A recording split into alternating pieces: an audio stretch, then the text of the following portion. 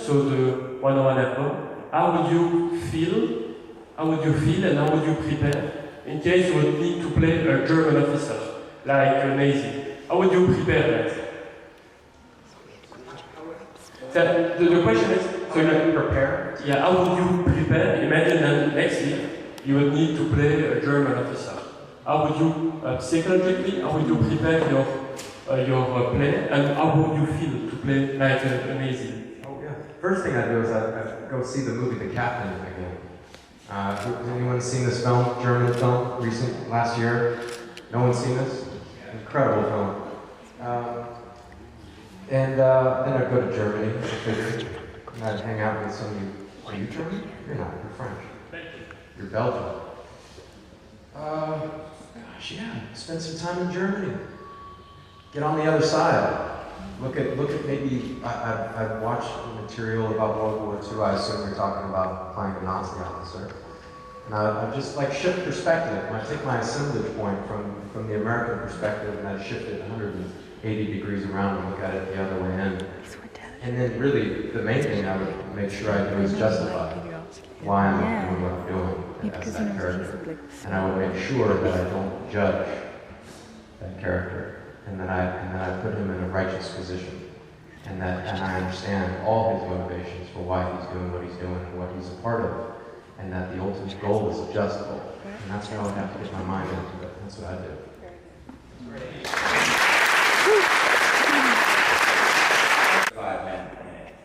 And we went Wehrmacht. We didn't go Fallschirmjäger, or we didn't go SS, or any of that sort of thing. One of the things we did, which Ian has pointed out, we try to reverse our view. Now, can I do that? Well, every professional soldier is an amateur historian, and I've read an enormous amount of the German literature. And the one thing that we really focused on was convincing our guys who were playing Germans that not every German who wore the uniform and fought in World War II, in fact, a small percentage of them were actually National Socialists or Nazis.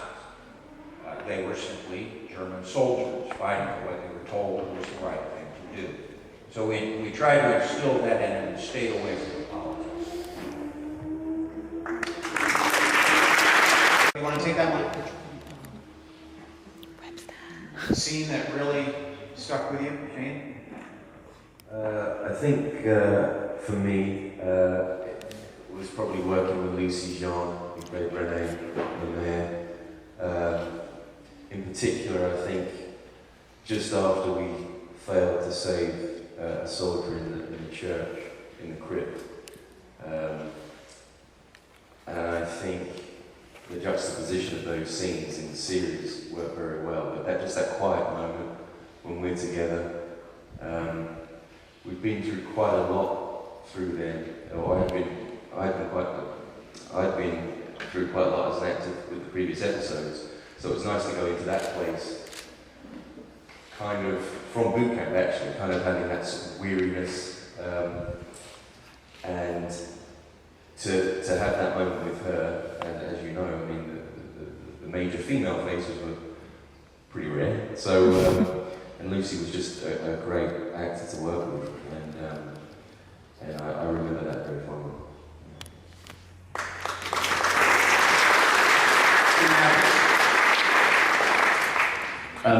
Alex Mancarlo sadly was killed in action in Bastogne, Claret Montichel.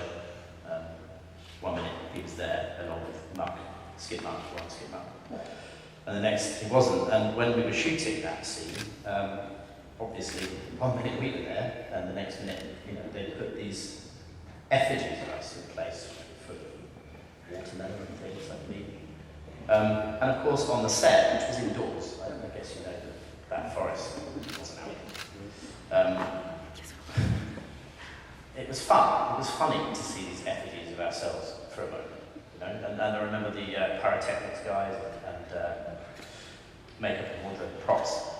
Actually, everybody was like, you come down and see yourselves get blown up, and it's funny, but it's not funny at all because that actually happened. And I remember the weird crossover there between being an actor, obviously being portraying somebody to whom that happened.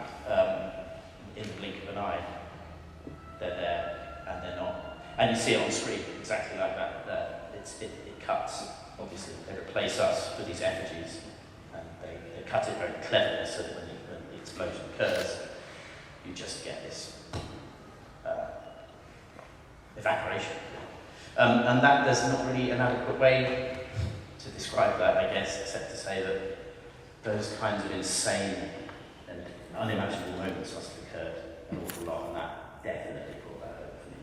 And I have to say, confession, some of you may know this from last year, I hadn't watched the series until this year, but I have seen it now, and I have to say, 19 years on, it probably had much greater effect now, at 43 years old, than it would have when I did it. So, yeah, that scene was, and the effect it had on everybody else, I gather, as well, which they did in the series, was pretty profound. So that's definitely said.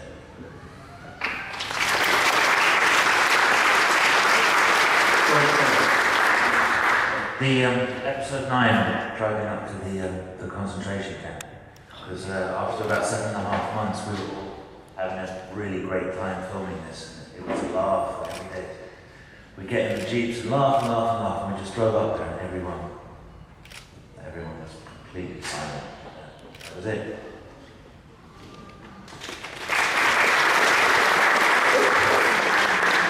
In episode 3 in Carantan, I had to run across the rubble there, throw a grenade into a window, take out a machine gun that was in there.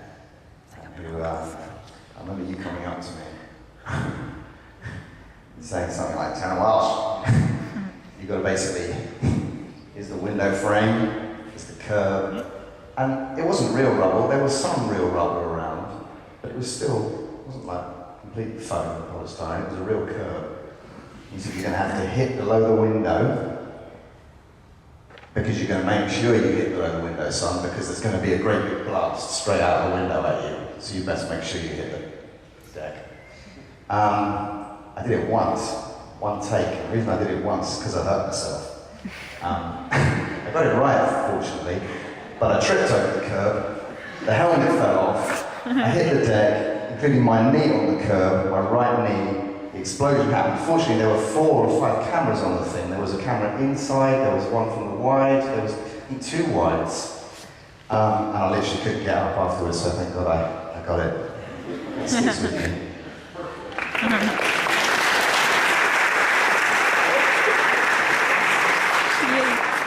There was in an episode in Hagenau, Germany. There was it was maybe November. It was getting pretty cold in England, and we didn't have much for green rooms. We had a bus, and it had I don't remember if it even had heaters in it, but we brought somebody had the foresight to bring in an internal heating system called bourbon, and we were all drinking it in this bus while they were setting up this long attack scene on the town.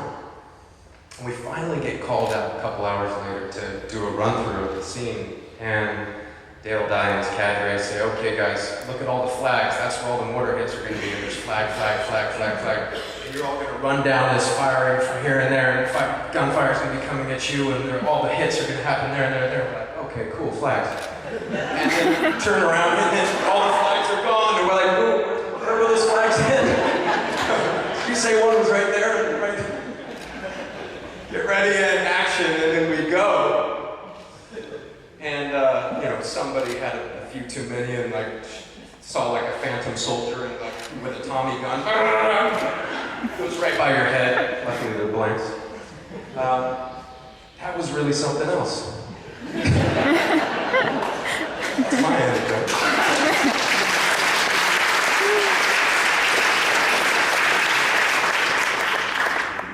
I like that story. For me, we did the drop in Holland, and the parachutes needed to look like we had just caught wind or had landed, and so they had a fan about the size of that propeller behind us, behind the camera, and they were going to give the parachute wind so that we would pull it in, as they did, and so this fan was very powerful, and it started, and the parachute picked up wind, and it carried me across the field that Zapka, Mellet, had to run and chase me and jump on top of me to prevent me from actually flying off the field. So thank you, you saved my life.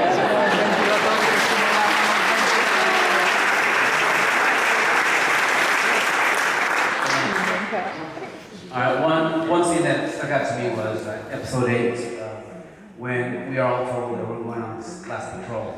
And, you know, this is towards the end of the war, and everybody's kind of like what Malaki said, everybody has a roof over their head, everybody just wants to wait this out pretty much, and then Nora sets out on this patrol.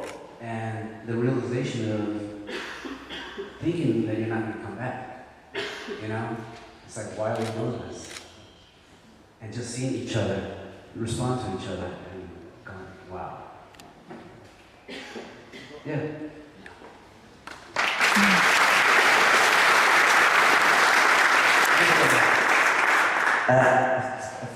Something that sticks out for me really is, I think it was after Pop I got shot in the butt, episode 2.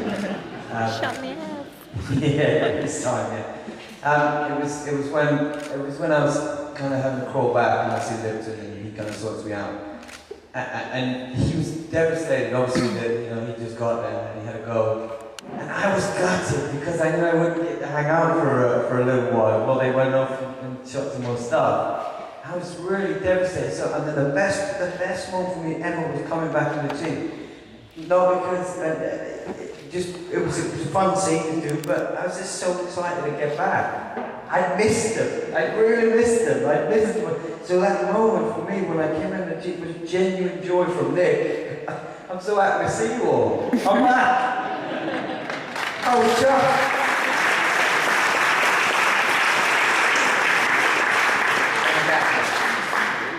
Yeah, I've said this before actually, but sometimes I go into drama schools and I talk to actors who can go and do this crazy profession, and they ask me about screen acting.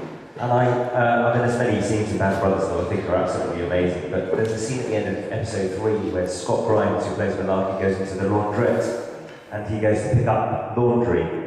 And there's just something very simple about that scene when she says, "Would you be kind enough to take the laundry of some of the guys who went down in the plane?" And he does the audible thing, he says, "I'll take it." And you can just see there's just a moment in his face where he doesn't quite know what to do, but he doesn't want to, explain, but he just takes it because that's what he has to do. And there's just that moment of realization that his colleagues are no longer around. And I think it's a really special, wonderful moment. Great performance from Scott Grimes, and one of my favourite scenes. And I always show it to young actors when I say, this is good screen acting, right in front of you.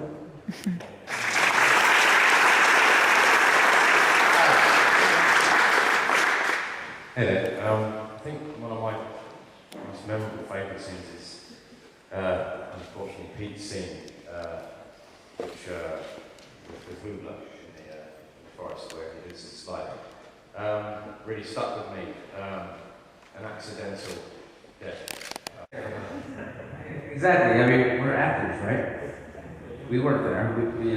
We're portraying these incredible gentlemen who did what they could and what they did, and it's amazing to be part of this. But I work in retail now, and I have people coming up to me going, "Were you that guy?" And I'm like, "No." But no, yeah, they come up and they go, "Thank you very much." It's that's part of this incredible series, and just it's mind-boggling to me.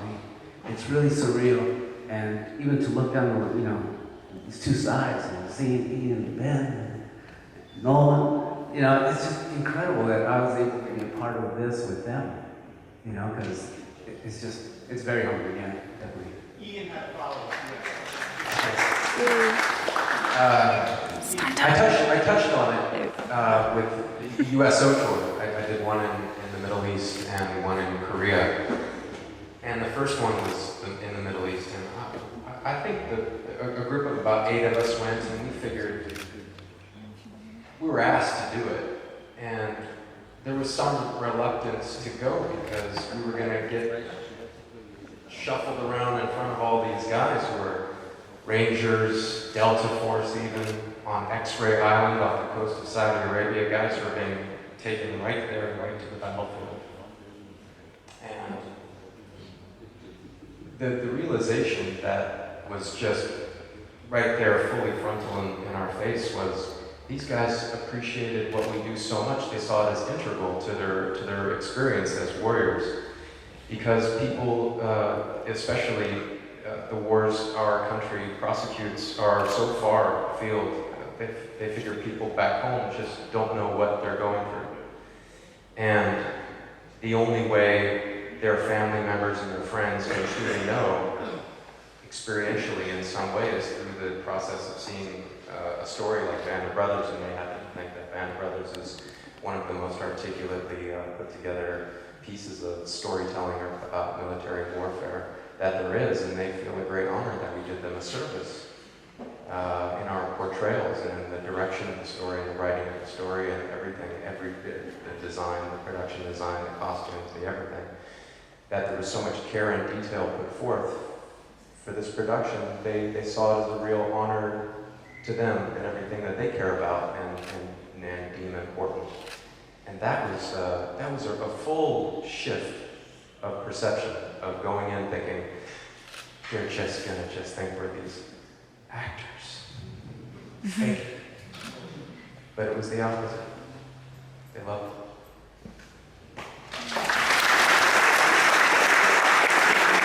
Guys that you want to follow up before we do, we had an event back in the States, and the 101st Airborne guys came up to the actors and they said, you know, we're in the middle of Afghanistan and we're in a tent. And there's a sandstorm outside and we're watching Band of Brothers.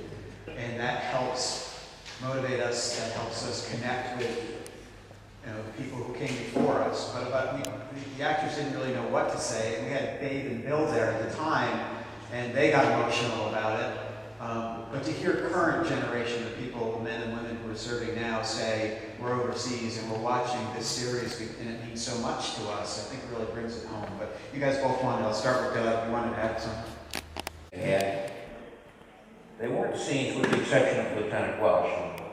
He did look like a soup sandwich and it's wonderful. They talk about the personal stuff. I mean, for me, the most emotional and impactful performance was done by Shane as Dr. Ross, especially in Bastogne, when he had nothing left to take care of his men. That he would go around and find a way to keep them warm, to keep what little morphine he had available. That's the love. And that word means a lot to us. That's the love they had, the love we developed, the love we have for them, and the love that you show to us. That's marvelous. That's really, really something. And I go to, every year, I go to either the Air Force Academy, the Naval Academy, West Point, or what the hell's the other one? Coast Guard Academy. Yeah, gotta go see the public pilots. But they do seminars every year where they take Band of Brothers apart. It's a college credit course. And what I found interesting, I thought they would all be interested, you know, these are young men and women who are going to be officers at the end of their curriculum. I thought what they would want to know about and what they would want to see is the tactics. You know, the infamous attack by Winters on Breakwater Manor. No, they're not interested in that. What they're interested in is the way these guys brought the individual characters to life. The way they portrayed those soldiers. That's what impacted those guys in Annapolis and West Point in the Air Force Academy. That's what they wanted to know. You know, you chalkboard the attack on Breakwater Manor, and then they want to know about these guys. That's why they did such a marvelous job of bringing those characters to life.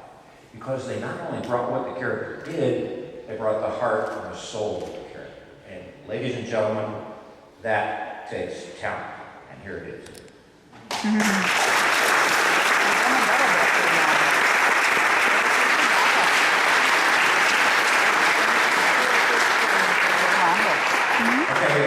time for a couple more quick questions. Yes. So it's well documented about the training that Easy Company did and how they felt like a cohesive fighting. Yeah, I think definitely. I think we all have done boot camp, the 10, 11 days, what felt like 10, 11 weeks in boot camp. That was instilled in us, and like we said in Rick's film as well, it was something that we knew. Without that, it would never have happened. We'd never be able to portray that. But certainly, we did the attack I remember the attack on Karen's End. We were going up the road over the little hill there, and there's a bunch. At the time, the director at the time, we got someone wanted to do it a certain way, and it was Damien and it was Lipton who said, "No, that's not how we do this. We do that, we're going to all get killed." So and then they initially did it. They were saying, "Fuck it, and let's just do it this way." And we said, "We'll do it this way, guys." And so we all knew what to do, where to go, and how to attack the town, and that's what we did. And I think we used it in the end, didn't we? Captain, what was that? One of my proudest moments, they absolutely refused to do it the showbiz way. They did it the right way. Oh, thank you very much. Well, my voice wouldn't carry it. that was the proudest moment. And it was like episode 2, I think it was. 3? 3. Very well, I got it. and the director wanted them to do this really tactically stupid thing. And Lieutenant Winters and First Sergeant Lipton said, no, we weren't trained to do that way. And if we did it that way, we'd all be killed. And so we'll do this. We'll use a left envelopment with a base of fire. Of course, the director had never heard those words before. You're going to what? No, we're going to go left envelopment with a base of fire. And that's exactly what they did. It was perfect. It was absolutely picture perfect. The director just shrugged and said, "Oh, okay, I guess we got it." But that was a proud moment, because to answer your question directly, they didn't have to look. They knew the guys were there and would be, because they've been trained that way. They've seen it.